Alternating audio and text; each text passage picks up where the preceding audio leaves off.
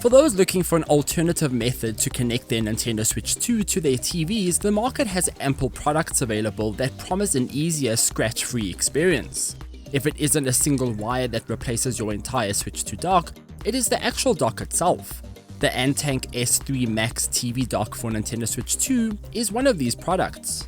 At first glance, you can already see that the Antank S3 Max is a better designed, easier product to use than the one that Nintendo made. Without a front and a back cover, you don't have to worry about your Switch 2 getting scratched, so there's already a win here.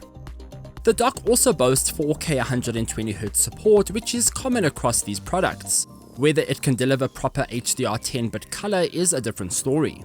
So in this quick review, I'm going to test out the dock's features, see exactly how well it can handle its signal output, and of course test the thermals. There's been a bit of debate online on the Antank S3 Max thermals because the dock for some reason has blocked the bottom vents of the Switch 2, so I'm keen to see if it actually makes a difference or not. Keep in mind that when I say it blocks the vents, there is still a tiny gap in between the console and the dock itself, but I don't know if there's enough airflow that comes through the Switch's console. When you pick up your Antank S3 Max dock, you basically get the dock and the box. Antank hasn't included anything special here. The dock is all you really need because you yank the power out of your Switch 2's current dock to use on this new dock. The dock is fairly lightweight and simple looking. It weighs only 100 grams. It includes the blue and orange side decorations that match the Switch 2's color code. Then there's the USB-C input in the middle on the top of the dock. And at the back you'll find all the ports. There's a USB 2.0 port, a USB 3.0 port, a USB-C port with power delivery of 100 watts, and the HDMI 2.1 port. There's also a button here to switch between the docked and handheld mode, so you can use the Nintendo Switch 2 while it is docked in this device with the screen on in handheld mode, and it will charge at the same time. Antank does make another LAN model which includes a gigabit LAN connection. This isn't that version, so you'll need to live with the Switch 2's Wi-Fi connection if you get this model. Lastly, underneath there are some anti-slip pads to help with the grip of the unit on your desk or table. Before you set this up, you should do the firmware upgrade. Antank constantly improves the dock by fixing some signal bugs, and if Nintendo were to ever block the dock, hopefully a firmware update will fix the problem. Updating it requires a bit of work. For Windows, you'll need a USB-A to USB-C cable or a USB-C to USB-C cable in order to connect the dock to your PC or notebook. On Mac, it's a bit more challenging. You'll need a USB-C female to male connector with an additional USB-C cable. Both cables need to be full-featured, meaning they have to have data cables inside for video and audio and can't just be your average USB-C charging cable. But once you have the correct cables, you just download the firmware, run the software, and you're good to go. The firmware takes about 2 minutes to install. Setting up the dock afterwards is incredibly simple. You just plug in the cables you need and press the button at the back. The Switch 2 will automatically do the rest and it will send signal to your TV.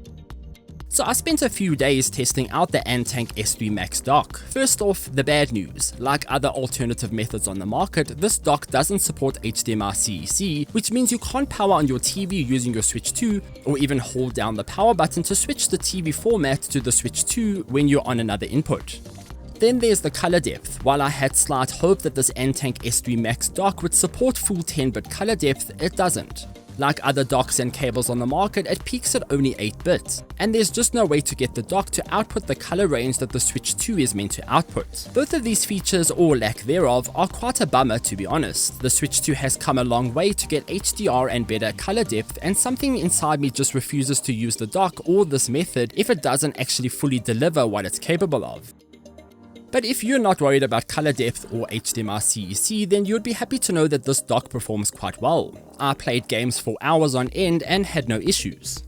Docking the Switch 2 into the Antank S3 Max dock is pretty simple, although it does take some time to get used to. You have to realize that you're not docking the Switch completely straightforward down and it's at a slight angle, but after a while I just got the hang of it. I could also easily switch visual modes between the dock and the handheld mode. Although I don't really ever see myself using the Nintendo Switch in the docked mode, I would just have it in my hands instead. All the signal formats apart from the 8-bit color depth of course worked fine. Surround sound was fine, and even with the 8-bit color limitation, games still looked great. 4K 120Hz was also flawless. When launching a 4K 120 title or going into the Nintendo Switch Welcome Tour 120Hz demo, the dock swapped between 60Hz and 120Hz with ease and turned back when I left the mode. Of course, the Switch does cap at 1440p 120Hz, so it isn't really 4K 120Hz, but the cable and the dock do support 4K 120Hz, and that's like the industry standard, so even though the Switch only uses 1440p, everybody refers to the support as 4K 120. As for the thermals, I compared the Switch 2 running in 3 different modes. The first is on the Antank dock after an hour of gaming, the second is by using a USB extender cable from the original Switch 2 dock itself, and the third is by docking the console into the original dock. With my tests, I didn't see much difference between the 3 modes. When docked, the fan vent reached a max of 42 degrees Celsius with lows sometimes in the 38 degrees Celsius. It then peaked at 50 degrees Celsius slightly after removing it from the dock. When using the USB-C cable extender, it sometimes hit 40 degrees Celsius at its peak, so this method was actually cooler than running the Switch 2 in the dock. As for the Antank dock thermals itself, it measured 43 degrees Celsius at a peak on the fan vent, so there's no obvious visible signs of this dock generating more heat due to the bottom of the unit being blocked.